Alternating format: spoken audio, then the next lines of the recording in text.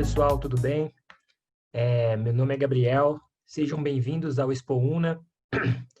Eu sou da Una 360, né, que é a agência de eventos e de extensão aí da Una para os eventos. E antes de começar, eu só vou dar alguns recadinhos para vocês, que é o seguinte: manter o microfone desligado, por favor, para não atrapalhar, né, o Júlio durante a palestra. E aí, qualquer dúvida, vocês podem digitar aí no chat, que aí eu vou estar aqui o tempo todo e se precisar eu posso ajudar. E com relação a certificado de presença, eu vou enviar um link para vocês aí no chat, e aí basta entrar nesse link e preencher lá o nome e o e-mail, que depois vai ser enviado para vocês o certificado de horas. E a live também está sendo gravada para fins institucionais. E é isso, Júlio. Fique à vontade a hora que você quiser começar, tá bom? Show de bola. Boa noite, Gabriel. Boa noite, turma. Vamos lá, né? Vamos começar. Primeiramente, gostaria de agradecer o convite, mais uma vez, feito pela Dani, com a Débora, com a turma toda. Para mim é uma satisfação muito grande estar participando de um evento, né, virtual agora nos novos moldes, né, com a Una, que foi uma instituição na qual eu me formei, me pós-graduei, tive inclusive a oportunidade de ministrar aula também, fui professor aí na Una durante 2 anos no curso de eventos. Então, assim, é uma instituição que eu tenho todo um carinho, todo um respeito, e sempre que tiver um convite, uma convocação da Una, eu vou me fazer presente sempre. Né, especificamente, para a gente poder entrar no tema, né, o tema pelo qual eu fui convidado, né, a gente falar um pouco aí sobre estratégias e bastidores dos eventos, eu coloquei aqui, vou até compartilhar com vocês uma apresentação que eu fiz, né? Só para poder seguir mais ou menos mesmo como um roteirinho nosso, né? Mas não precisem ficar presos a ela, não. E no momento oportuno, ao término da apresentação, ao término da apresentação também eu compartilho aí com vocês. Então, vamos lá. Né, por que eu estou aqui hoje falando com...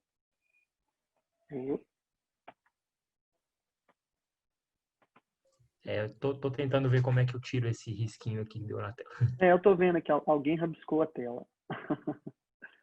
Deixa eu ver aqui. Isso aí veio do próprio Zoom, né? Isso, é do próprio Zoom, porque tem uma opção que a pessoa pode escrever e tudo mais. Vamos lá, deixa eu retomar aqui.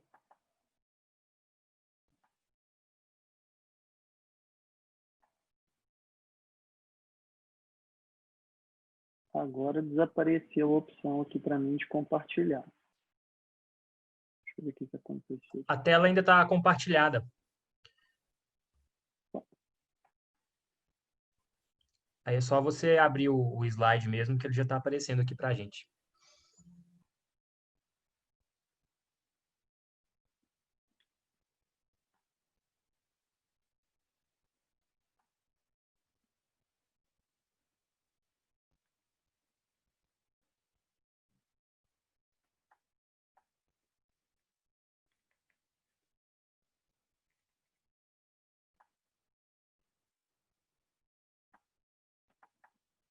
Gente do céu.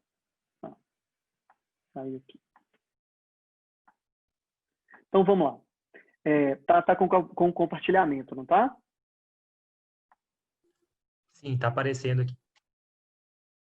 Pronto, vamos lá então. Só para poder fazer uma apresentação básica aqui, minha para vocês. Eu sou formado em Relações Públicas pela UNA, tenho uma pós-graduação em Gestão Estratégica e Marketing pela UNA, Gestão Empresarial pela Fundação Getúlio Vargas.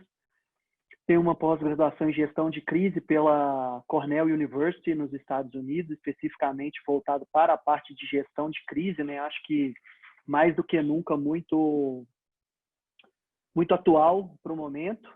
Atuei durante 10 anos no Sebrae Minas, atuando na parte no setor de acesso a mercados. Então, eu participava de vários eventos internacionais, coordenava vários eventos internacionais pelos quais os empresários apoiados do Sebrae participavam. Ao todo, foram 42 eventos internacionais, contemplando todos os continentes. Atualmente estou sócio na empresa Som de Peixe, que é a empresa do cantor e compositor Alexandre Peixe, lá de Salvador. E hoje eu faço a gestão de carreira dos seguintes artistas: Alexandre Peixe, o Rick Ricardo, o DJ Nex, que é um DJ lá do Triângulo Mineiro. Cuido da dupla Felipe e Thiago, que é uma dupla sertaneja universitária aqui de Belo Horizonte, e da DJ Valesca Brandão, do sul de Minas. Sou palestrante na área de gestão de negócios, gestão de carreiras, e atualmente estou também diretor da AME, que é a Associação Mineira de Eventos e Entretenimento. Então, isso acho que me habilita um pouquinho, né, para poder estar aqui falando com vocês e compartilhando um pouco sobre essa temática, né? Então, a gente entra muito nessa linha de compartilhamento de informação no âmbito dos eventos, né? Então, assim, não se faz eventos sem planejamento, ou pelo menos não deveria se fazer, né? Essa é uma das coisas que a gente mais pontua hoje, porque no âmbito profissional, né, não existe ausência da palavra planejamento. E a gente acaba, às vezes, aí esbarrando com falsos profissionais ou com alguns promotores de evento que estão ali fazendo por puro amadorismo e muitas vezes por uma pegada mais na linha de oportunidade, entendeu? Alguém recebeu um dinheiro, ou tem acesso a uma banda, ou conhece o dono de um espaço de um evento, alguma coisa nesse sentido, entendeu? Então ele vai e simplesmente faz um evento, e ele não se preocupa com a parte de planejamento de um evento. E planejar um evento não é simplesmente você fazer uma planilha, né, que na maioria das vezes, inclusive, essa planilha não fecha, mas você não perpassa apenas por isso, por essa parte de fazer uma planilha de evento, mas você tem que fazer toda a parte de legalização do seu evento, né? Então, você tem que tirar o VARA, você tem que tirar o AVCB, que é autorização pelo Corpo de Bombeiros. Se você tiver uma área de alimentação, você tem que fazer o contato com a vigilância sanitária. Então, assim, e existem várias outras questões. Por exemplo, você tem que recolher a taxa do ECAD, que é o escritório que faz o recolhimento dos direitos autorais, e por aí vai, né? E, obviamente, você fazendo esse evento, você tem que desenvolver todo um plano de mídia, de divulgação, você tem que fazer o acompanhamento do seu evento, e quando eu coloco aqui controle, é o bom e velho PDCA, né? Você tem que rodar o PDCA em todo o evento, em tudo aquilo que você faça. E evento, nós não estamos aqui falando de grandes mega shows, nós estamos falando de eventos dos mais variados portes, porque um batizado é um evento, né? Um batizado é um evento, um casamento é um evento, uma festa de 15 anos é um evento, aquela festinha de aniversário da sua sobrinha é um evento. Então ele tem que ter um planejamento, tem que ter toda uma organização.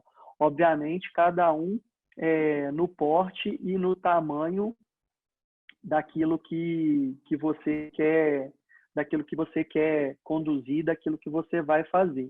Então, basicamente, é isso. E quando eu cito aqui o tópico, o aspecto especificamente falando do tema profissionalização, é exatamente isso que eu sempre faço questão de colocar e pontuar, né? Porque nós temos que ser profissionais, desde que seja para poder cuidarmos do batizado, da festa de batizado do nosso sobrinho, do filho da minha vizinha, ou até fazer um evento mega, como tem um Festival Sertanejo, um Vila Mix, um Rock in Rio. Você tem que ser profissional de ponta a ponta, entendeu? Você tem que ser profissional em tudo aquilo que você faz.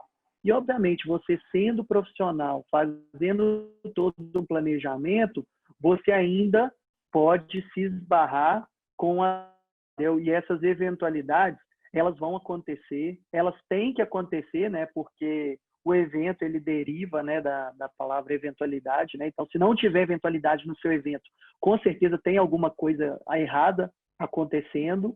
E a partir do momento que você tem atitudes profissionais e a partir do momento também que você sabe lidar com com rápido poder de resolução, é porque você se profissionalizou. Então, assim, hoje é uma coisa que dentro da AME a gente vem sempre batendo, vem reforçando junto aos promotores de evento, é para que nesse formato eles venham cada vez mais se profissionalizando, entendeu? Para poder atender a essa demanda que o mercado vai nos exigir, que é a parte de planejamento, de controle, mas ao mesmo tempo você ser um profissional, você se profissionalizar para você ser uma referência naquilo que você vem fazendo, naquilo que você vem atuando. Então, isso basicamente é um dos principais diferenciais hoje que a gente vem buscando adotar e que a gente vem orientando. E, obviamente, um profissional de eventos, né, que lida principalmente com bastidores, ele tem que ter um poder de adaptação muito grande. Por quê? Porque não existe massinha de bolo para se fazer evento, para poder se fazer eventos, entendeu? Hoje nós temos os mais variados formatos de evento e assim mesmo a gente ainda lida com novas eventualidades, com novos cenários, com novos momentos, com novas oportunidades. Então ele tem que estar sempre se adaptando, tentando se encontrar, se reinventar para poder atender aquela demanda e aquela eventualidade que ele vem acontecendo, que ele vem passando por ela, né? Então, basicamente é isso. Quais são os principais pontos de atenção que a gente deve ter quando a gente está à frente de um evento? Vamos lá.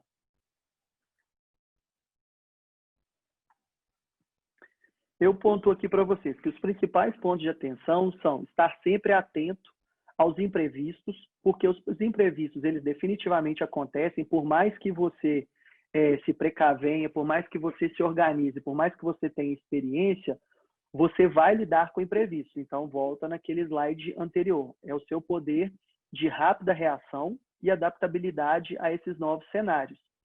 Você deve prezar sempre por fazer uma gestão e uma boa gestão de fornecedores, né? Então, sempre buscar se cercar dos melhores fornecedores, aqueles fornecedores que, em via de regra, você tem confiança, você tem já algum tipo de relação, ou se é o primeiro evento, se é a primeira oportunidade que você está buscando fazer esse evento e você ainda não tem experiência ou você não teve a oportunidade de lidar com nenhum outro fornecedor, é o momento de você buscar entender esse cenário, entendeu? Você tentar entender o que está acontecendo e, ao mesmo tempo, você buscar se precaver. Eu vou dar um exemplo muito prático para vocês de uma situação que eu vivenciei recentemente, né? Eu atuo com a gestão de carreira de alguns artistas,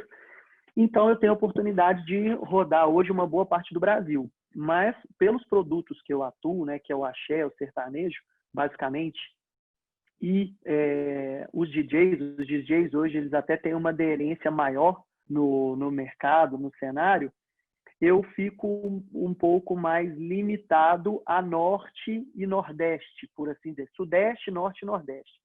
E eu fui convidado por um amigo meu para poder conduzir o casamento. Na verdade, ele me contratou para poder, ele me pediu que eu fizesse a contratação de um show de um artista nacional para o casamento dele, e era em Florianópolis o casamento. E até então eu não tinha grandes acessos, eu não tive grandes experiências e oportunidades profissionais no sul no mais voltado para o sul do Brasil. E eu fui fazer esse evento lá em Florianópolis, né? E acabou sendo um casamento. E no final das contas, eu estava responsável pelo show, na época foi o show do Bel Marques, né, que é um dos principais artistas do cenário nacional, e acabou que de cuidar de um show, especificamente do Bel Marques, eu acabei cuidando do casamento inteiro, né, por questão de confiança e contato com os noivos. E isso aconteceu de uma forma muito natural, não foi nada forçado, eu fui simplesmente pontuando para eles, olha, já que vocês contrataram o show do Bel Marques, vocês sabiam que existe uma coisa que se chama rider de camarim, rider técnico, que o artista tem algumas exigências técnicas, algumas exigências no que se diz respeito à estrutura, alimentação. Não sabia disso, não, achei que era só o show. Pois é, então eu fui pontuando para eles, ponto a ponto, o que estava acontecendo, qual que era cada uma dessas situações, ao ponto de que, de uma forma muito natural, eu acabei assumindo toda a gestão desse casamento. E, diga-se de passagem, era a primeira gestão de casamento que eu estava fazendo, entendeu? Depois do meu, propriamente dito, né? Porque o meu, eu fiz toda a condução, mas foi até então aqui em Belo Horizonte. E o que acontece? Eu não conhecia fornecedores do segmento de casamento, né? De eventos sociais, lá em Floripa, e tampouco profissionais que atuassem diretamente com a parte de estrutura, de sonorização, e a responsabilidade ela só vai aumentando, ela só foi aumentando por quê? Porque até então, casamento, né, é o que eu falo, casamento, formatura e aniversário de 15 anos não se repete, é uma data única, né? Se você cometer um deslize ali, é o que vai ficar marcado. Então eu falei assim, poxa, eu comecei a olhar as questões do casamento com, pelo menos, eu me envolvi com uns 8 meses de antecedência e eu não conhecia fornecedores. Só que eu falei assim, olha, eu virei para os dois e falei assim, olha, eu tenho que fazer uma visita técnica lá para poder entregar para vocês aquilo que vocês estão me pedindo. Então eu fui para Floripa, na verdade eu fui 2 vezes antes do casamento, eu fui, visitei empresa de sonorização, visitei empresa de estrutura, de cobertura, visitamos empresa de buffet, empresa de drinks, entendeu? Inclusive, uma das empresas de drinks que os noivos tinham grande referência, que fazia os principais eventos, na hora que a gente foi fazer a degustação, eu acompanhei eles, eu fiz questão de acompanhar em tudo e eu pontuei para eles. Falei assim, olha, a empresa é muito bacana, a empresa realmente é muito estruturada, só que as bebidas deles são falsificadas. Entendeu? Na hora que eu tomei um drink que eles fizeram, eu falei assim, olha, isso aqui não é uma bebida original, não é a bebida que eles estão nos oferecendo, aquilo que vocês contratariam. Então, eles prontamente tomaram aquele susto e falaram assim, mas e aí, a gente vai procurar outra? Eu falei assim, não, nós vamos comprar as bebidas e nós vamos entregar a eles as bebidas. Então, nós vamos contratar deles a mão de obra. Entendeu? Então, assim, se não é uma, digamos assim, uma proatividade, uma experiência adquirida que eu tive naquele momento, provavelmente os noivos iriam pagar caro, e no dia seguinte os seus convidados iam ter uma baita dor de cabeça, né, literalmente, com aquela ressaca maravilhosa de bebida falsificada, e a gente teria esse tipo de problema e os noivos pagariam muito caro por isso, né? Não só financeiramente, mas infelizmente a gente sabe que culturalmente no Brasil acaba se ressaltando os pontos negativos.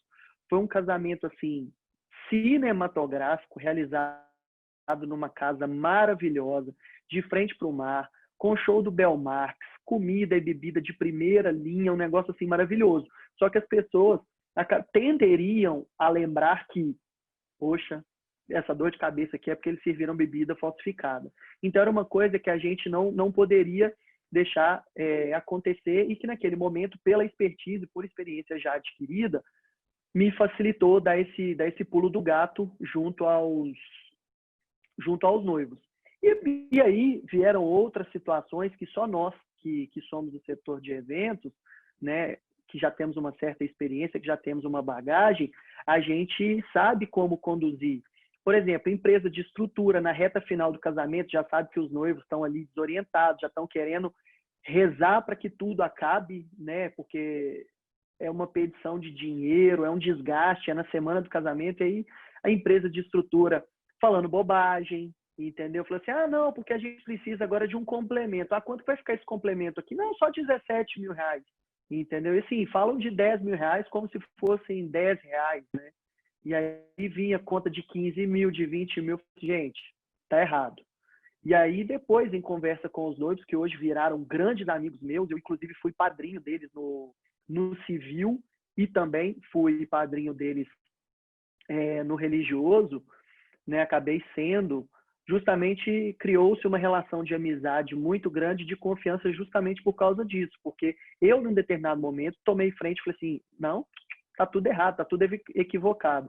Se fosse deixar por conta do estresse dos noivos, eles teriam feito o pagamento daqueles 17 mil, daqueles 10 mil. Não é porque estavam esbanjando, mas graças a Deus que tinham. Mas, na verdade, é porque eles estavam pagando para se ver livre de potenciais problemas. Então, o grande diferencial naquele momento foi eles terem uma pessoa que era profissional, que conhecia do segmento e se colocou entre eles e os fornecedores, porque, infelizmente, a gente acaba tendo, como em todos os segmentos, né, da vida, seja médico, contador, o que for, existem sempre os mais profissionais, os menos profissionais, e acabam tendo os aproveitadores. E, infelizmente, esse segmento nosso do entretenimento, ele acaba sendo um pouco mais estigmatizado, né, como o segmento dos oportunistas. Então, a gente tem sempre que buscar trabalhar nessa linha de gestão de bons fornecedores, fornecedores de confiança, entendeu? E mais do que nunca, você trabalhar com a base de planejamento. E, obviamente, a base de um bom planejamento, ela perpassa por conhecimento, por experiência, por expertise. E é fundamental também que tenhamos debaixo do nosso braço, né? Porque às vezes a memória falha, principalmente em momentos de estresse ou de excesso de informações, temos um checklist. Porque você andar com um checklist bem estruturado, que seja no bloco de notas do seu telefone, se você não quiser ficar andando com papel na mão ou no bolso, mas que você tenha um checklist muito bem determinado de tudo aquilo que você vai fazer, de tudo aquilo que você precisa, e sempre buscar antever aqueles potenciais problemas que podem acontecer, né? Isso é fundamental. Por exemplo, eu dei um exemplo aqui para vocês de um evento social acontecido em Florianópolis.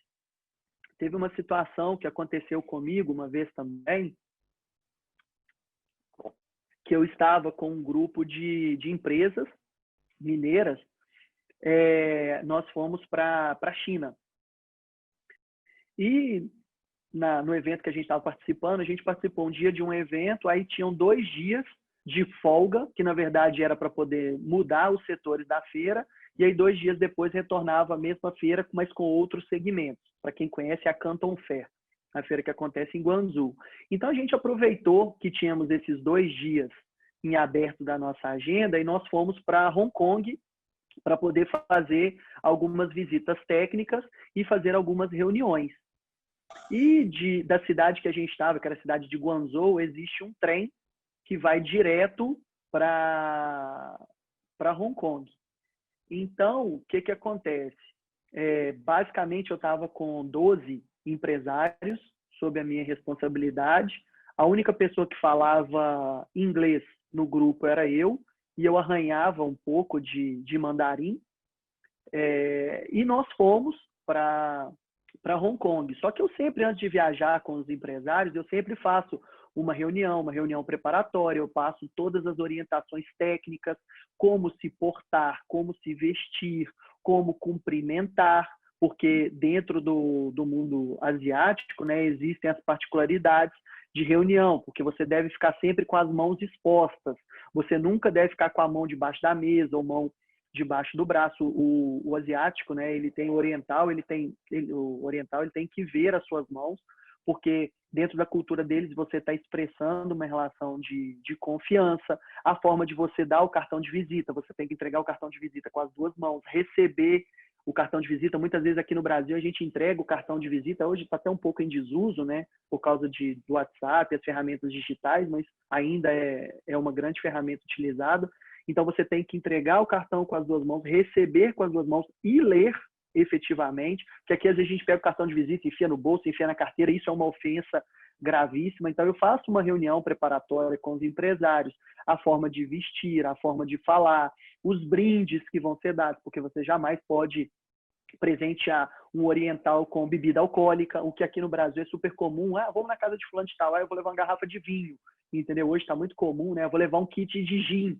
Isso não pode fazer de jeito nenhum. Você não pode presentear um oriental com bebida alcoólica, porque eles entendem que é uma ofensa e por aí vai. Essas questões, você se portar durante uma alimentação, você não pode comer toda a comida que está no prato, você, mesmo que esteja com um pouquinho a mais de fome, deixa pelo menos um pouquinho ali no prato, um pouquinho do arroz, um pouquinho da salada, um pouquinho da sua carne, porque o oriental em si, ele gosta de esbanjar, e a maioria das vezes ele serve em banquete. Mas se por acaso você for em algum evento social, seja um almoço ou um jantar que você for convidado, você jamais deve limpar o prato, né? O que aqui no Brasil é uma demonstração, né? Tipo, nossa, a comida estava muito boa, eu estou satisfeito com o meu anfitrião. Lá é uma demonstração de que você está falando que o seu anfitrião, ele não sabe anfitrionar ninguém, entendeu? Que ele está passando por dificuldades financeiras, porque ele não conseguiu prover uma quantidade satisfatória de alimentos que sobram. Então, esse tipo de coisa a gente tem que fazer. São orientações que nós, através de experiências adquiridas, pesquisas, conhecimentos e tal, a gente vai repassando para essa galera e isso vai mudando de cultura para cultura. Né? Como, por exemplo, eu tive a oportunidade de passar 15 dias na Coreia do Sul, então existem outras particularidades. Nos Estados Unidos já tem outras particularidades, na Europa, enfim. Então, a gente sempre buscava fazer um estudo e apresentava. E essa era a minha segunda vez em Hong Kong. E eu sempre, por preciosismo, sempre guardava comigo os tickets do trem, porque a gente ia sempre para Hong Kong no primeiro trem e voltava no último trem do dia, porque era um trem que fazia 2 horas e 15 mais ou menos. Então a gente ia no primeiro e voltava no último, até mesmo para depois que terminasse a reunião, a gente fazer uma refeição, jantar, ou conhecer um barzinho, alguma coisa assim no final do dia, porque Hong Kong é uma cidade fantástica. E eu sempre guardava os tickets. Nesse dia eu não sei o que foi que me deu, parece que foi uma luz, alguma coisa assim, eu fui, peguei e devolvi, entreguei os tickets de volta para cada um dos empresários. Falei assim, olha, isso aqui é o seu ticket de volta para Guangzhou, isso aqui é o número do portão que a gente vai pegar, o número do trem e o nome da estação que a gente vai voltar, porque estava tudo escrito em mandarim. Então, eu fui, expliquei para eles, para cada um desses empresários, e foi. E no intervalo de uma reunião para outra, a gente tinha ainda uns 40 minutos para tomar um café, entre uma reunião e outra, nós fomos para uma cafeteria. E a gente foi, e a gente estava andando na avenida principal de Hong Kong, assim, e um dos empresários, ele meio que olhou para o lado, a gente virou numa rua. E como é um grupo de 12 pessoas, você está andando ali na rua, você parte do princípio que está todo mundo junto. Aí, beleza, chegamos, nos apresentamos, depois do café, a gente foi, se apresentou na outra reunião, começamos a reunião. Na hora que a gente terminou a reunião, que a gente foi fazer a foto oficial, eu falei assim, cadê fulano de tal? Ah, não, fulano de tal tá no banheiro. Não, mas eu não vi fulano de tal na cafeteria com a gente, não. Aí ficou aquele negócio, cadê fulano, cadê fulano, cadê fulano? Beleza, resumo da ópera, fulano tinha sumido. Fulano não veio para reunião, não. Aí eu falei, pronto. O que aconteceu? Aí descemos, fomos lá para a rua para poder ver se ele estava na rua, se ele estava na frente do prédio. Nada. Ligamos o celular dele, o celular desligado. E ele falava mal português, né? E eu falei, pronto, aconteceu alguma coisa. E aí, na hora que a gente está cuidando de eventos, assim, a gente sempre acaba pensando no pior. Eu falei assim, pronto. Ele foi, encontrou com aqueles africanos no meio da rua que ficam te vendendo Rolex, aqueles Rolex falsificados. Ele deve ter se empolgado, entrou numa dessas vielas aí, o cara viu que ele tinha cara de gringo, tomou dinheiro dele, deve ter dado uma surra nele, aconteceu alguma coisa. Aí começa a passar uma série de coisas na cabeça da pessoa, todo mundo já desesperado, desorientado, nada do Rogério aparecer, 1 hora, 2 horas, nada. E eu só olhando pro relógio, falei assim, olha, nosso trem vai sair daqui 3 horas. A primeira coisa que eu fiz foi pegar o celular, ligar pro consulado do Brasil em Hong Kong, comunicar o fato. Automaticamente eles mandaram um adido da embaixada para poder encontrar com a gente onde que a gente estava. Ele chegou em coisa de 20 minutos. Já chamamos a polícia, pegamos foto dele e, assim, um negócio absurdo, porque lá em Hong Kong, todos os carros, eles já têm uma impressora, então eles escanearam a foto, já mandaram foto como desaparecido, e aí manda para todos os hospitais, manda para necrotério, e nada desse cara. Aí o que eu fiz? Eu falei assim, gente, nós não podemos perder o nosso trem para poder voltar para a China, porque na verdade a gente tinha, o que não tem hoje, não é mais hoje, mas naquela época a gente precisava de um visto de múltiplas entradas. Só que o que acontece? Por exemplo, para eu que já tinha ido para a China outras vezes, eu conseguia o visto de múltiplas entradas. Eu podia entrar e sair na China quantas vezes eu quisesse. Só que, como esses empresários estavam indo pela primeira vez, eles conseguiam, no máximo, 2 vistos, 2 entradas. Então, como a gente já tinha entrado do Brasil, né, e a gente saiu para Hong Kong, porque Hong Kong ele não pertence à China, né? Ele é colonização inglesa, então ele tem uma administração própria. O que aconteceu? Na hora que a gente voltou de Hong Kong para a China, eles queimariam essa outra entrada. Então, o que eu fiz? Eu orientei a eles a voltarmos para a China. E na hora que a gente entra no vagão do nosso trem, tá ele lá sentadinho na poltrona dele, com os olhos todos estatalados, todo branco, todo assustado. Eu falei, Rogério, o que foi que aconteceu, bicho? Aí ele falou assim, não, na hora que a gente estava lá naquela avenida principal lá, eu virei para o lado, na hora que eu olhei para o lado, eu não vi mais vocês.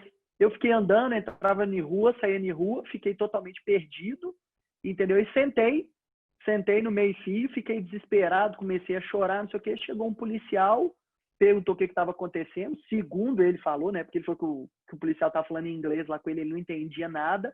Aí ele só pegou o cartão assim, mostrou pro policial o cartão de embarque, e aí o policial colocou ele na viatura e levou ele para a estação. Então, assim, isso tudo que eu pontuo para vocês são questão de experiências adquiridas e como que a gente deve antever os problemas. Então, por exemplo, numa situação dessa, se eu não tivesse passado a instrução para ele, qual que era a estação, qual que era o trem que a gente ia pegar, qual que era o número do trem, o número do carro que a gente ia pegar, provavelmente essa pessoa ela ficaria perdida e a gente teria um problema um pouco maior, né? E uma das coisas que eu sempre pontuo também, que para mim são fundamentais, é o foco na pré-produção, né? Você sempre buscar ter em mãos todas as informações, não confie nesse HD aqui, porque em dia de evento é tanta informação, é tanta maluquice que acontece com a gente nos mais variados tipos de evento, que ele pode travar. Então, assim, sempre tenha num bloco de notas ou num papel anotado o contato dos seus fornecedores, o tomador de decisão, né? Por exemplo, para a empresa de gerador. Muitas vezes eu tenho o contato do técnico, mas às vezes o técnico ele deu migué, saiu para poder almoçar, o telefone dele estava sem crédito, acabou a bateria. Você tem que ter o contato do dono, efetivamente, que vai tomar a decisão de se deu um problema, ele vai colocar um outro técnico, vai mandar um outro gerador. A mesma coisa a empresa de catering, né? O buffet, e por aí vai. A gente tem os mais variados tipos de fornecedores, a empresa de montagem, o bom e velho carregador em evento, que na hora que começa o evento, ele toma um chá de sumiço e ninguém nunca encontra. Muitas vezes não se encontra às vezes até embriagado no final do show, né? Que a gente precisa muito deles para poder desmontar a estrutura de palco, estrutura das bandas, né? Porque muitas vezes a banda tem uma logística apertada, então a gente precisa, essa turminha desaparece, então a gente sempre ter esse contato e a gente também ter uma visão de que a gente tem que ter um foco no pós-produção, né? Porque o evento propriamente dito, ele não termina, a gente brinca, né, que ele não termina quando acaba, né? Terminou o último show ali que fez aquele rescaldo, terminou para o público geral, mas para a gente começa quase que um outro evento, que é a parte de pagamento de fornecedores, gestão de fornecedores, limpeza, fechamento de planilha, relatório para os sócios, desenvolvimento de release, de fechamento para a imprensa e por aí vai, entendeu? Então, assim, são os mais variados, as mais variadas situações e os quesitos que nos acontecem, tanto no pré quanto no durante e principalmente no pós-evento. Porque se a gente está falando de um show, a gente entende que os sócios estão ali para poder querer saber quando que vai pingar o dinheiro da tiqueteira, quanto que foi a sangria do caixa, entendeu? Quanto que efetivamente cada um levou, quais foram os custos extras que foram oriundos do evento, que muitas vezes isso acaba acontecendo, tem que acontecer, né? A gente sempre trabalha para não, mas vez ou outra tem um negocinho ali, às vezes é uma garrafa de uísque a mais que a gente precisou de providenciar, às vezes é uma comida a mais que a gente precisou de pedir para a empresa de catering, entendeu? Às vezes é um gerador que a gente entendeu que dava conta, mas não dava, a gente precisa de contratar. Ou, por exemplo, alguém da banda se atrasou, a gente precisar de mandar um carro particular, mandar o Uber, enfim.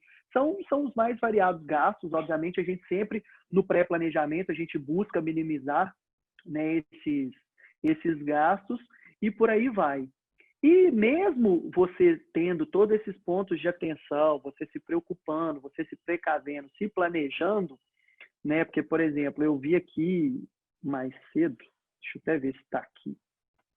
Pô, a gente tem aqui, ó, dentre os presentes, né? A gente tem o Gustavo, pô, Gustavo Guerra, entendeu? Que é uma mega referência. A gente tem o Rogerinho, que é o meu parceiro lá de Cláudio, né, que é um promotor de evento local na cidade de Cláudio. A gente tem outros nomes aqui que são referências dentro da área de produção. E o que acontece? Por mais que a gente esteja se precavendo hoje, se preparando para esse cenário, né, digamos assim, para dentro de um cenário normal, vem uma maluquice lá da China para poder tirar a gente do nosso conforto, da nossa comodidade, do nosso status quo, que essa praga dessa pandemia, desse Covid-19, que avacalhou a vida de todo mundo, está impactando negativamente, diretamente, na vida de todos nós que somos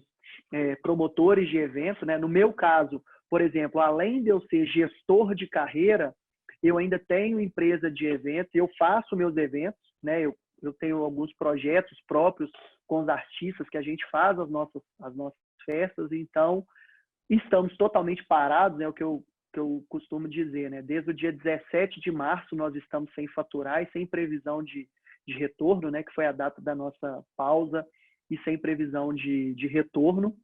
Então a gente ainda tem essa bênção dessa pandemia no meio da história para poder nos comprometer. E o que acontece? A gente tinha um cenário anterior, né? Um cenário anterior à pandemia, que eram das grandes festas, os shows, os grandes eventos corporativos, os eventos sociais, que eram os batizados, os aniversários de família, são aqueles eventos menos formais, que a gente, por ter experiência em evento, alguma tia, algum primo sempre ligava para a gente atuar.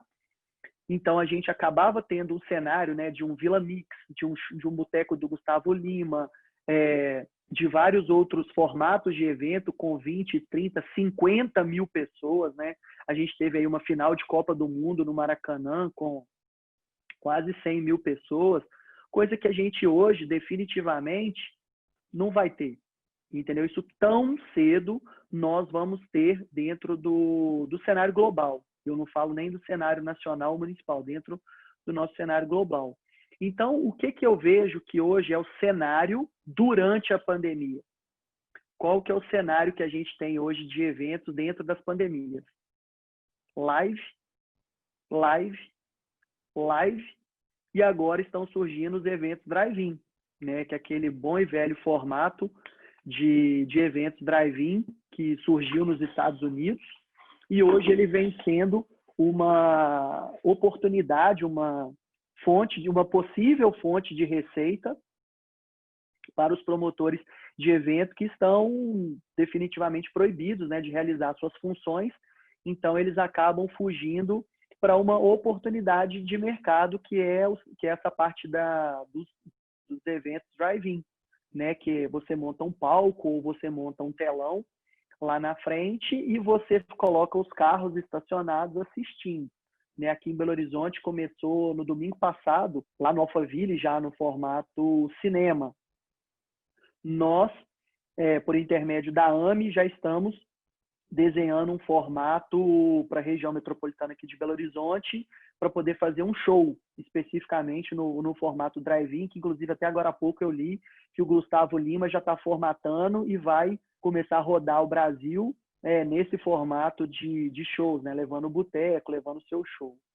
E no âmbito das lives, né, que hoje é uma oportunidade que nós, consumidores, temos, enquanto consumidores, temos a oportunidade de ter acesso aos nossos artistas, virou uma ferramenta de comunicação do artista para com o seu público, né? Então, hoje virou meio que uma febre de lives, mas se a gente for olhar, qual que é a diferença da live de hoje para o show de antigamente? Os artistas estariam fazendo seus shows sexta, sábado, domingo, normalmente.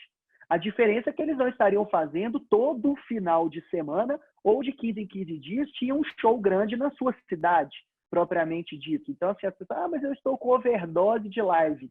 É um direito seu de assistir ou não, mas, ao mesmo tempo, o artista ele tem que se manter na lembrança do seu consumidor final. Ele tem que se manter vivo na imagem, né, na memória do seu público, que são seus fãs, porque é aquela máxima, né, aquela premissa número 1 da comunicação, quem não é visto não é lembrado. Então, eles têm que fazer as lives, sim, eles têm que criar formatos novos, diferenciados de live, porque se vocês forem avaliar um processo evolutivo das lives, as lives começaram dentro do Instagram, aí ali dentro do Instagram era o artista, como se ele estivesse fazendo uma entrevista, né? Aquela boa e velha live padrão. E aí depois alguns artistas já vieram com um pouco de cenografia dentro da live. O Wesley Safadão meteu uma televisão de 96 mil polegadas atrás dele para poder continuar divulgando a vodka Slova, a lingerie, de não sei quem, que eram os patrocinadores locais dele. E daí vem o Gustavo Lima com um passo à frente, que é a live no YouTube, que foi aquela explosão da primeira live. E aí os outros artistas falaram assim, opa, live em Instagram tá por fora, o negócio agora é live em YouTube. E aí os artistas de grande porte começaram a fazer, hoje todos os artistas já fazem, mas com alguns diferenciais. Por exemplo, o primeiro formato de live do Gustavo Lima já foi um formato assim, um pouco mais estruturado, mas um formato mais show, de cenário estático. Ele estava de costas para a casa dele, de costas para a piscina, com os movies colocados. E aí, a segunda live que ele faz, ele já vem numa pegada de cozinha, né? Ele estava cozinhando, consumindo muita bebida alcoólica, que gerou um mimimi, uma falação danada no mercado, processo junto ao CAD, entendeu? E aí, depois vem a Marília Mendonça, volta para o formato de dentro da sala da casa dela. Vem o Jorge Mateus fazendo uma live no formato onde começou efetivamente a dupla Jorge Mateus, que foi na garagem de uma casa, né? Naquela garagem da casa do Mateus. E aí esse formato também de live já começou a ficar saturado. Então você passava a ter 2 cenários dentro da live, né? Então você tinha o cenário principal e de repente o artista migrava para um outro cenário. E aí começaram a entender que o merchandising é a alma do negócio. Então começaram a construir casinhas, começaram a construir stands, começaram a colocar balcões, tambores dentro das lives. Então, ao invés deles ficarem fazendo o merchan, né, o próprio artista fazendo o merchan, eles colocavam alguém ali para poder fazer a apresentação do produto, né? E aí agora as lives já começaram a cair, já começaram a entrar em desuso, já começou a cair o público. E aí qual que é a grande nova sacada das lives? Você vender título de capitalização dentro das lives, que são os bons e velhos sorteios, né? O Bruno Marrone, na última live deles, sorteou uma BMW 320, o Jorge Mateus sorteou uma caminhonete, entendeu? Então, assim, o mercado ele está se renovando, ele está se reinventando, e não achem que são apenas novas ideias. Não, são graus totalmente distintos, diferentes e novos de profissionalização por parte dessas lives. Entendeu? Que é justamente você precisa a todo momento prender o seu público. Por quê? Porque na cabeça de todo mundo, live começou a ficar chato. Então, você tem que criar algumas formas, alguns mecanismos de prender a atenção do seu cliente. Então, você sai do cenário estático e vai para 2 cenários. Depois, você sai de 2 cenários e coloca uma pessoa cozinhando, você coloca um cara fazendo um churrasco, você coloca uma pessoa ali fazendo um drink. Então, você vai até ele, vai degustar o produto e ali, naquele momento, a pessoa faz o merchan para você, né? As lives hoje viraram mega produções, como, por exemplo, a última live do Belmar, no dia 6, né, que foi uma ultra mega. Ele literalmente construiu uma festa junina no quintal da fazenda dele, com as barraquinhas, banderola. Então, assim, tudo que a gente faz, mesmo sendo nesse momento nosso de improviso, envolve profissionalismo, envolve estratégia, envolve planejamento, né? Então, hoje, a grande tônica é aquilo que eu falo, é live, live, live o tempo todo. Hoje já tem um site especializado, que é esse site aqui do lado, né, que é o site específico das lives. Você entra aqui, você pode filtrar por segmento, dia e horário. Então, você tem ali em tempo real, você tem as lives acontecendo. Você tem hoje esse formato, que é o formato de eventos no formato drive-in, show drive-in, que eu acho que é essa nova realidade que vai acabar acontecendo e muito próximo da gente. A gente vai acabar tendo uma oportunidade dessa aí, entendeu? Que eu provavelmente estarei envolvido. E aí muitas pessoas acabam me perguntando: Júlio, tudo bem, que dia que isso vai acabar? Eu falei assim, quem dera, acho que está mais fácil acertar na Mega Sena do que dar uma certeza de quando que a gente vai voltar a atuar. E as pessoas falam assim, Júlio, quando tudo vai voltar ao normal? Eu falei assim, se Deus quiser, nunca. Porque o normal não existe, né? Aquele normal que a gente vivia lá atrás, essa pandemia já veio para poder mostrar que estava tudo errado, né? A gente precisa hoje de se estruturar enquanto concorrentes, entendeu? Acho que a gente precisa mais do que nunca, enquanto brasileiros, extrapolar essa visão de que concorrente é meu inimigo. Eu acho que as parcerias, a empatia, a questão da solidariedade, ela está muito atuante hoje, né? Ela vem de uma forma muito forte no âmbito do Covid, né? A gente vê mesmo, até mesmo pelo âmbito da AME, que é a Associação Mineira de Eventos e Entretenimento.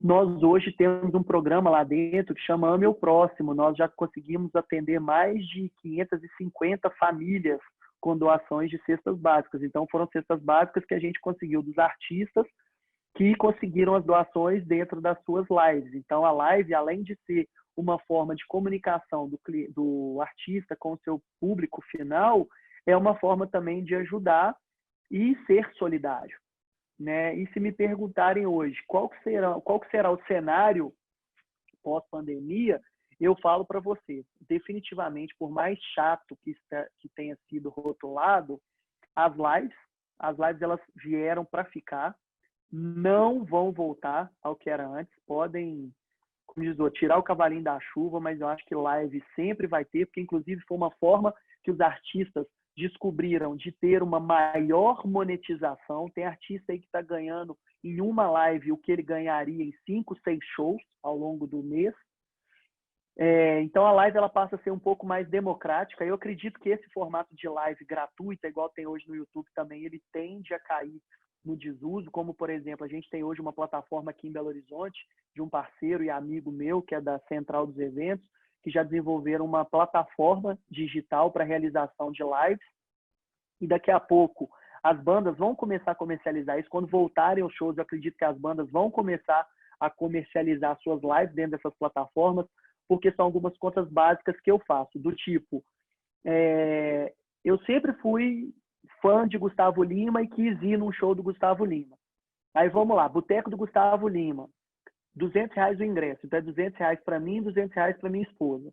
Mais o Uber para ir, mais o Uber para poder voltar. Alimentação. E até então, pagar alguém para poder ficar com o seu filho, nós estamos falando aí de uma conta por baixo de uns R$700. Beleza, eu não tenho R$700 para ir no show do Gustavo Lima. Eu não vou.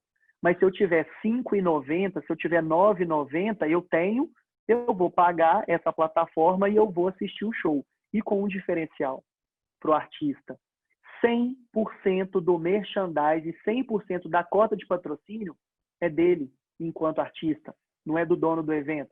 Muitas vezes você vê ali Por exemplo, Barretos, Brahma, Circuito Brahma apresenta. O Circuito Brahma apresenta, mas o dinheiro vai, né, para a associação lá que monta o Festival de Barretos. Não vai para o Gustavo Lima, para a Marília Mendonça, para o Zé Neto Cristiano, para os artistas que vão participar, fazer aquele evento, tanto quanto Vila Mix, quanto vários outros eventos. O patrocínio é um dinheiro que vai para o bolso do realizador do evento. Agora não, no âmbito das lives, é um dinheiro que vem 100% para o artista. Então, é uma outra fonte de receita. A gente já tem informação aí de artista que em uma live faturou 12 milhões de reais, entendeu? Entre cotas de patrocínio e afins. Então, né, uma receita aí extremamente substancial.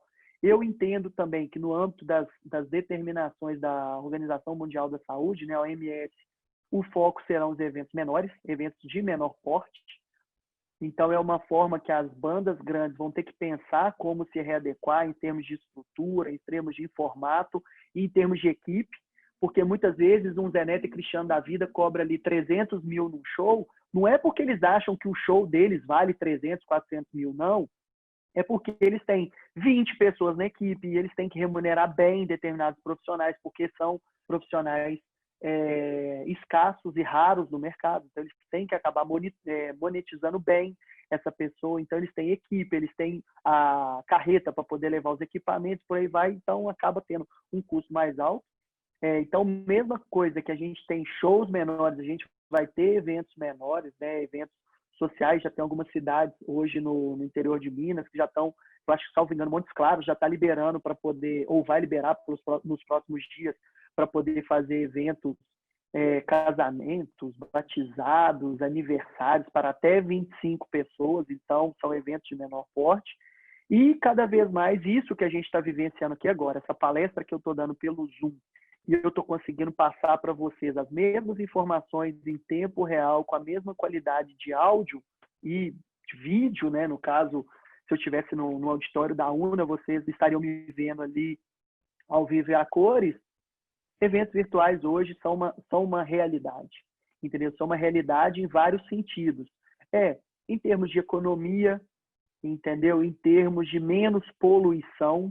Então, o que acontece? Se eu fosse para a UNA, eu teria que pegar um Uber ou pegaria o meu carro para poder, então, eu estaria colocando um carro a mais no trânsito, eu estaria consumindo mais combustível, eu estaria ocupando uma vaga de estacionamento, né? Então, para vocês que hoje estão aqui no âmbito virtual, estão no modo virtual, vocês teriam que estar se deslocando. Então, eram mais carros na rua, seriam mais pessoas no ônibus, seria mais Uber rodando e por aí vai.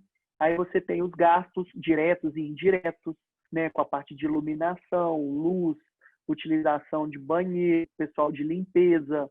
Você tem a parte de produção de lixo, né, que um evento tem, todos os eventos têm. Então, assim, acaba sendo meio que uma cadeia. Então, os eventos virtuais definitivamente são eventos que chegaram para ficar, não só agora nesse momento de pandemia, mas no momento pós-pandemia. Antes de eu descer aqui para o escritório para poder falar um pouco com vocês, eu tinha acabado de ler uma reportagem falando de várias empresas que já definiram que pós-pandemia home office é uma realidade, entendeu? Por exemplo, eu tenho um amigo que tinha um escritório com 2 andares, ele já entregou um andar. Então eu falei, não, a galera vai ficar todo mundo de home office, entendeu? Não tem mais aquela necessidade, aquela obrigatoriedade de você ter todos os seus funcionários debaixo da sua asa. Você consegue criar novas métricas de mensuração de trabalho sem obrigatoriamente ter os seus funcionários no seu campo de visão, né? Eventos no novo cenário, né? Nesse cenário pós-pandemia. Não vai fugir daquilo que eu já falei, né? Que é planejar, planejar e planejar. Todos os eventos eles terão que ter uma coerência com as determinações da OMS, e aí cada um dos municípios, a gente pretende para que seja em âmbito estadual, mas hoje eu faço parte de 2 comitês de desenvolvimento de protocolos de retomada para eventos e para escolas, e a gente entende que alguns municípios já estão adotando algumas normas. Então, o que complica um pouco também, porque você tem um tipo de exigência, por exemplo, em Lagoa Santa tem um, em Belo Horizonte tem outro, o ideal é que viesse uma diretriz, pelo menos estadual, quiçá nacional para poder dar todo um direcionamento, mas você vai ter que seguir uma coerência de saúde, saneamento, higienização, de distanciamento entre as pessoas, entendeu? Isso vai acabar acontecendo e tem que ser, isso vai acontecer mesmo.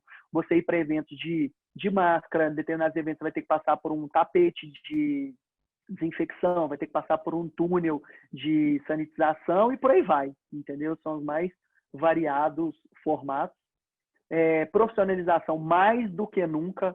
Os clientes, ou eu converso muito com o público, e eu também sou consumidor, né? De vez em quando eu vou em show para poder curtir, não só para poder trabalhar, e a gente conversa com as pessoas e você vê que o grau crítico das pessoas hoje está cada vez mais alto.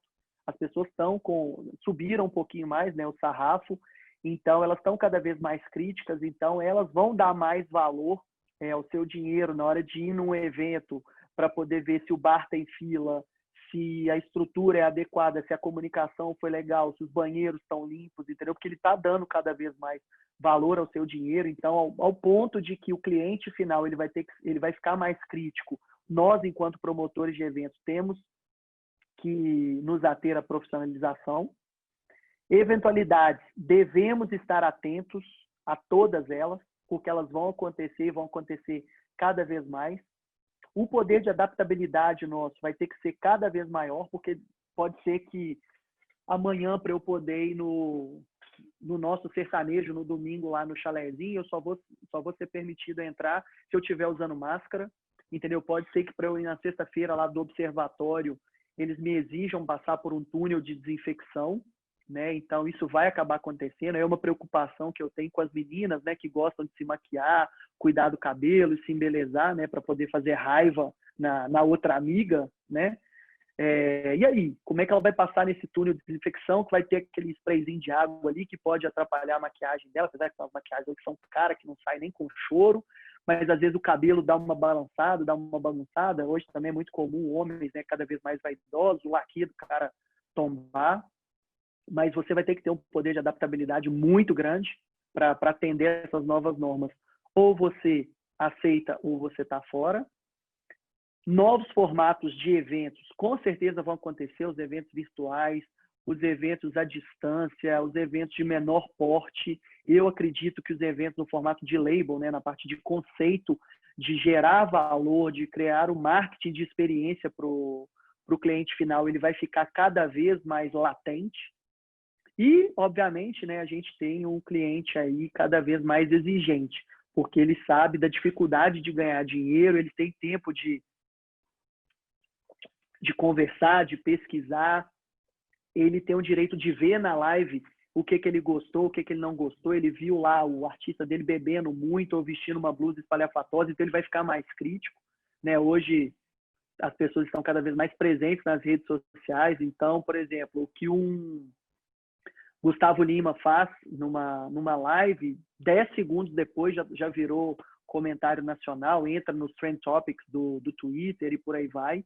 Então, nós que cuidamos de gestão de artistas, de carreiras, de eventos, teremos que ficar mais atentos cada vez mais às redes sociais e à estruturação dos nossos eventos, porque a língua é o chicote do corpo, né? Então, as redes sociais elas vão vir batendo e vem batendo assim, de uma forma muito absurda. Haja visto o caso que aconteceu agora no dia 12 de junho, né, com um restaurante até então bem conhecido aqui de Belo Horizonte, que vendeu uns vouchers e tal para o Dia dos Namorados e não conseguiu entregar em tempo. Bicho, questão de segundos, as redes sociais estavam uma enxurrada e eles não conseguiam apagar em tempo do que era postado. Por fim, acho que eles largaram mão e deixaram lá as críticas, porque também, infelizmente, existe esse outro lado, né? Nenhum pai tem filho feio, né? Então, as pessoas não gostam dos comentários negativos e pejorativos nas redes sociais, então acabam indo lá e apagando esses comentários, mas um print que já deu, meu amigo, já era. Por fim, os próximos passos, né, que a gente vem dando para esse momento aí pós-pandemia. São os protocolos de retomada de eventos, igual eu falei aqui, os protocolos de saúde e de higiene que a gente vem adotando hoje. As proposições no âmbito de um grupo que eu participo, que é o Movimente-se, que é um grupo que é formado aí por promotores de evento e prestadores de serviço do setor de entretenimento do mais alto gabarito. A gente apresentou ontem para a Prefeitura de Belo Horizonte o protocolo de retomada, o protocolo de intenções, com todas as orientações divididas por fases para poder retomar os eventos. A mesma coisa vai acabar acontecendo com as escolas e por aí vai, entendeu? Isso é uma tendência. As normas técnicas para eventos, elas vão ser alteradas, não tem como seguir as mesmas, a gente vai ter um aperto, digamos assim, dessas normas técnicas, entendeu? Isso vai acabar acontecendo. E pontuo para vocês que hoje a AME, né, a Associação Mineira de Eventos e Entretenimento, ela é uma associação recém-criada, mas que já vem aí com uma pujança muito forte, vem uma associação muito forte para poder dar voz aos nossos parceiros, né, todas as pessoas que são do setor de eventos e entretenimento, para poder buscar melhorias para o nosso setor, capacitação, orientação. Então, depois, quem tiver curiosidade, entra lá no nosso site, que é o www.amee.art.br. O nosso Instagram é o ame_oficial, também tem algumas informações lá. A gente vem fazendo algumas lives também com alguns promotores de evento, com alguns donos de evento, com alguns produtores, para poder esclarecer um pouco mais sobre esse cenário, para poder falar um pouco mais dessas incertezas. No mais, gostaria de agradecer a todos vocês aí por essa oportunidade de estar aqui falando com vocês, compartilhando um pouco das minhas experiências, um pouco das oportunidades de negócio no ramo do entretenimento e dos eventos que eu tive. Deixo aí o meu Instagram para vocês, que é o @juliojrvermelho, e o meu celular, caso tenha alguma dúvida, algum questionamento, podem seguir lá no Instagram, mandar direct ou me chamar pelo WhatsApp. Eu não deixo ninguém sem resposta, pode demorar um pouquinho ali, mas sintam-se à vontade para poder me chamar. E se por acaso alguém tiver alguma dúvida, algum elogio, crítica, reclamação, fiquem à vontade para poder fazer. Com o auxílio do Gabriel aí, o microfone está aberto para as perguntas e ponderações. Ô, Júlio, a gente é que agradece a palestra, foi ótimo.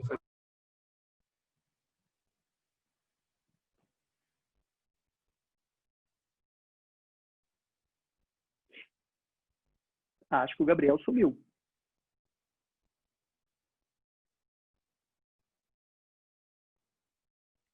Gabriel. Acho que a conexão do Gabriel sumiu. Mas, ô, Júlio, a Dani. Isso é eventualidade em eventos, aí a Dani já estava brifada para ficar no backup, tá vendo, gente? Isso é tudo. Entendeu? Poder de reação, tá vendo? Fundamental isso aí, ó. Mas a gente está aí no meio do evento, a gente sabe como é que é, né, Júlio? Ah, não. Mas de verdade, agradeço. Assim, hoje... Oi, Dani. Pode falar, pode falar. Não, a gente que está militando aí nessa área, né, principalmente dessa área de eventos, a gente sabe muito bem que hoje as redes sociais, a internet, ela está sobrecarregada, né, então acaba tendo muita demanda e as conexões não estão aguentando, gente. As empresas não estavam preparadas para poder receber esse volume de tráfego, né, de informações igual tá tendo agora, né, nesse momento de pandemia. E, além disso, o nosso país também, né, não estava preparado para isso. A nossa tecnologia está muito a desejar, né, em vista do que a gente já está acostumado aí fora. Infelizmente.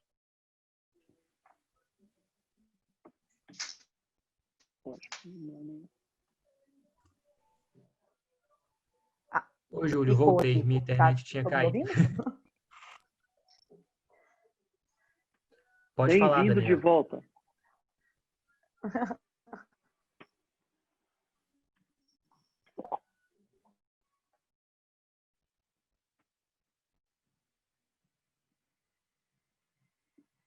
Gabriel, voltou? Voltei, estou aqui. Pronto, Alguém tem mais alguma pergunta?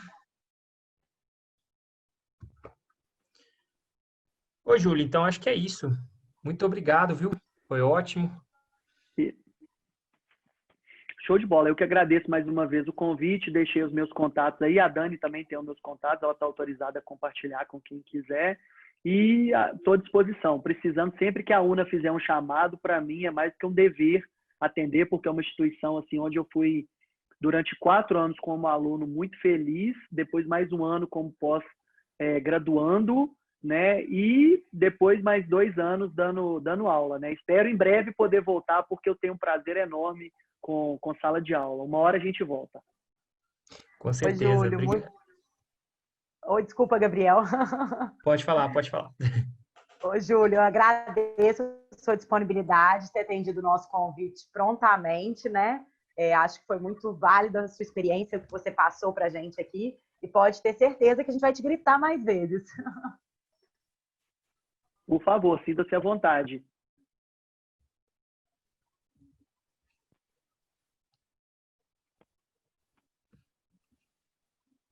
Show de bola, pessoal. Obrigadão, boa noite aí para todo mundo e excelente restante de evento aí para vocês.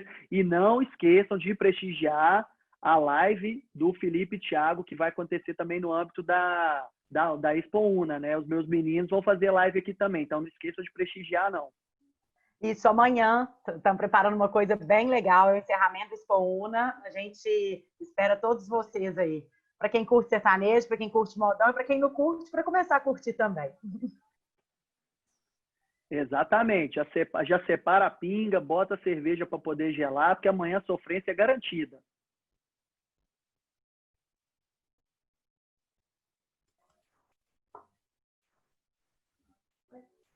Pessoal, É isso mais aí, uma então. vez, Valeu. brigadão. Boa noite. Valeu. Tchau, tchau.